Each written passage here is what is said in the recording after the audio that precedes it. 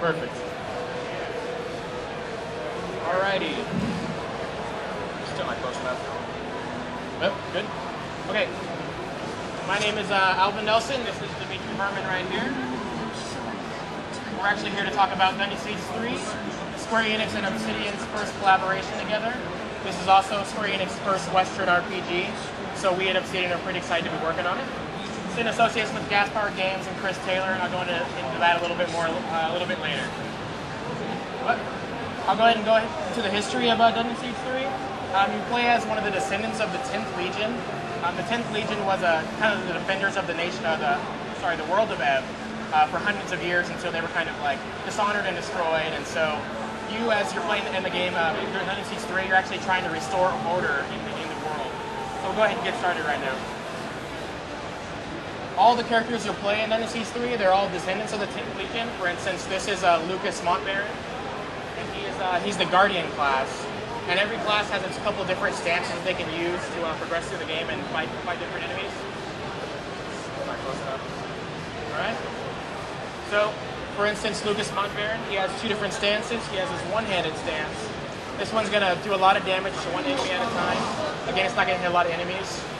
Or if you're attacked by a horde of spiders, like I'm just going to hold this. Alright, you can switch to your two-handed stance. That's going to do a lot of damage to a lot of different enemies that are around you. And again, each class has its different stances that you can use to battle, and it's just with the quick press of a button that you can switch between them. And you also have your defensive stance that you can use that has all your healing abilities and all your defense up abilities and the like. We're actually going to go over and view this Vista View over here. This is going to show the town of Ravensville. And Ravensville is a region in Rukenball. And this is we have lots of different towns and regions in NYCC 3, and this is where you're going to find your talk to people, buy and sell equipment, and pick up any quests that you're going to get. So we'll go into our quest inventory right now. And for the purpose of the demo, this is a pretty generic quest. Find the source of evil in the crypt. Couldn't get more basic than that. There's evil in a crypt. Let's find it. Let's kill it. Obviously, in the actual end game, you're going to have more story-specific quests, but for now, we're just going to use this. So if you ever get lost as you're progressing through NYCC 3, what we implemented as well is the Breadcrumb Trail. And this is just a quick way for you to, if you ever get lost, just kind of use your Breadcrumb Trail just with the push of a button. Obviously, if you don't want to use it, you don't have to, but it's always there if you ever need it. I'm just going to go ahead and continue in through the crypt. So this is an RPG. All RPGs have some core essentials, breaking some barrels, different things like that, and also picking up loot. So go ahead and show a little bit of the loot system. It's a chest full of loot there. So we're still in development, so this screen's still a little bit temp, but we wanted to show off a little bit of the items you can get throughout the game. And each character that you pick has different items that they're going to be able to equip onto them. And they're all unique to the different characters, so you don't have to worry about, your companion like hoarding them or anything, or picking up things that you don't want them to pick up. But for instance, Lucas here, he has shields and pauldrons and bracers, different things like that. And all those are going to be stat affected, and they're going to change how you want to actually play your characters. So we'll go ahead and progress through. And some of the creatures we see right here, these are called the Voidinoi. They're our amphibious creatures that we have in NYCC 3. And again, we have lots of different creatures that you'll find and meet throughout the game. And one of the things I actually want to bring up is the engine that we're using. This is Obsidian's own proprietary engine. It's called the Onyx Engine. We're actually pretty excited about it. We built it for games just like this. We built it specifically for NYCC and other games. And it has a lot of, next-gen bells and whistles like, dynamic physics, dynamic lights. We have the ability to make these Vista Views so you can kind of see far off in the distance of places you're going to go a little bit later in the game. One of the things Dimitri's actually going to show you right now is one of the abilities called Blade Dash. What that does is a quick ability to, clear out a room of people right directly in front of you, and I'll show a little bit of the other abilities a little bit later right here. You can see a little bit more of the dynamic lights right there. I'm going to show off one more ability. It's called Earthbending Strike. Kind of blows everything away, shows off the physics system. So, Obsidian, we're known for our stories and dialogue, and this game is, same. Obviously, we made it, so it's going to have lots of dialogue. You're going to talk to people, gain quests through them, gain and lose influence, change the way the story is going to be based. We really wanted to add a little bit more element of story into NYCC 3. So you can see right here, Lucas is kind of poking fun at Angela. She really doesn't like that, so she's going to poke fun right back at us. And after this conversation, she's actually going to join our party. She's going to become one of our companions. And Anjali she's more fire-based, she's more melee as well. And she's AI controlled right now. You can actually play as her at the start of the game if you chose to, but we're actually just going to play as Lucas. But if I see my friend Dimitri playing this game, looks like he's having a good time. At the press of a button, I can just go ahead and press start. And then I'm actually right into the game. And so we really want to have a drop-in, drop-out multiplayer. We really want to make it easy and accessible to everyone to just go ahead and play, see your friend play and have a good time. You know, maybe your girlfriend's looking at you, looks like it's a really fun game, she's going to join in. Again, we just want to make it really easy for people to play together and have a lot of fun. Continue progressing through here. Alright. So the area you see right here is called the Causeways, and this is Dungeon Siege 3's fast travel system. And to give you a little bit of history of it, it was built by the Legion hundreds of years ago. Because they're the defenders, they needed a quick way to get throughout the different worlds to, you know, help and solve disputes of any kind. And so they built this causeway system to kind of get through everything quickly, and this is the way, but it's been kind of disbanded and destroyed. So one of the things we're going to do in Dungeon Siege 3 is start restoring it as well and clearing out of any enemies that are in there. And these are some more creatures right here. These are called the First People. They're kind of inhabitants of the causeways for now. So, just as easily as I dropped in earlier, if I felt the need, you know, use the restroom, need to grab the door, or continue this presentation, I can just go ahead and press start, jump right back out. Lucas can continue playing, and, you know, go right on, right back into the game. She becomes an AI companion again. So one of the things Dimitri's going to show you, we showed Blade Dash earlier. He's actually going to show one of the upgraded versions of it. It's called the Empowered version. I'm going to show that real quick. Perfect.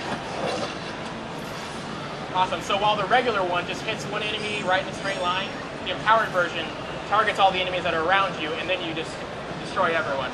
And so every ability that you have in the game are going to have Empowered versions. You'll learn those as you actually play throughout. Alright. And you can see right here, we're actually paying homage to the previous games. This is actually the farmer from the first one. We have a lot of different vignettes like this that are going to kind of show that we remember the lore, and we're still respecting all the history of the previous games. Like I said earlier, Chris Taylor is a consultant. He sees all of our demos, and he actually gives a lot of feedback on it, so it's a really good relationship. So one of the things that we wanted to do and bring to the Dungeon Siege franchise was a really engaging story. The previous Dungeon Siege games were a lot of fun. They're really fun to play. We actually play them over at the office. But one of the things we do at Obsidian quite well is actually building stories. So we want to really, you know, have this really engaging story. So all the different classes have their different reasons for why they want to restore the Legion. They have their own histories, their own personalities. They're actually a real character that you're actually going to play and learn about.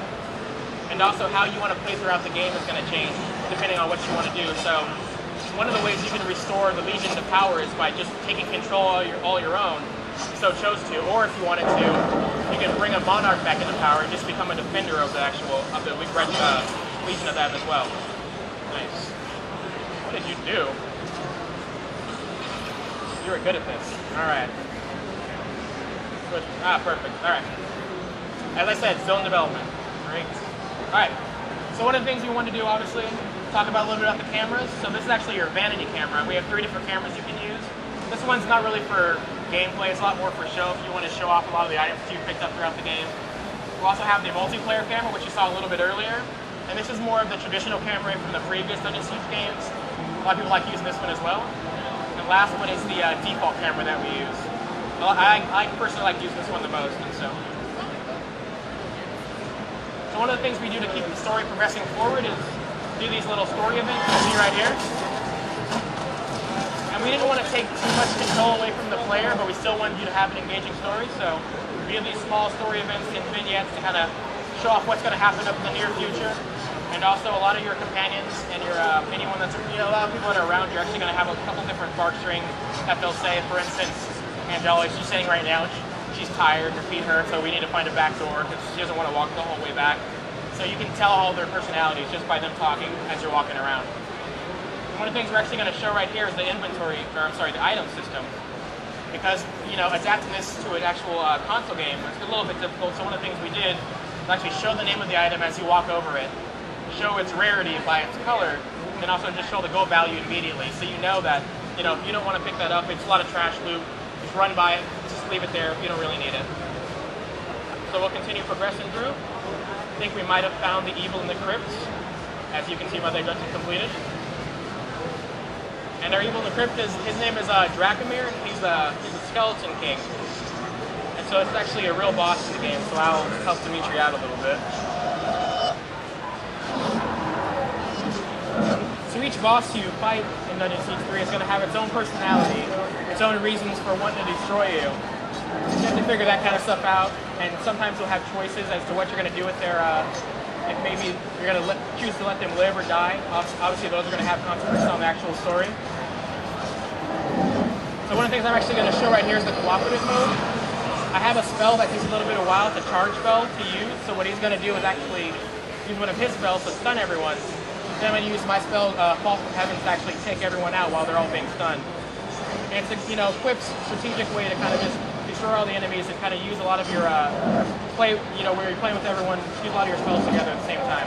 And I died. Great. This is a good time to show off our revival mechanic. It's kind of a Left 4 Dead style mechanic where, as you see someone dead on the ground, you can just walk over to them, press the button for a little while, and then they can go ahead and be revived again. We've actually made Dracomir a little bit angry, so he's not even going to care about his companions there. He's just going to destroy them and me. Great. He's going to heal me again. I'm not very good at this, you can see. Kill them, or heal me. One or the other. Alright. Or don't die also. Thank you. Alright, so we'll continue defeating this boss real quick. Help out a little bit. Perfect. Alright. Looks like we've defeated the evil in this crypt for today. We're going to find some fat loot. And you can see the color difference for the rarity right there. So we're obviously going to pick up these Montbaron family Pauldrons, but not pick up that one. That seems pretty useless. Defeated the boss. We're going to find a giant chest at the very end. Ready for some good loot. The loot for today is Dungeon Siege 3. Perfect. For PC, Xbox 360, and PS3. And it's coming in 2011. All right. Thank you very much.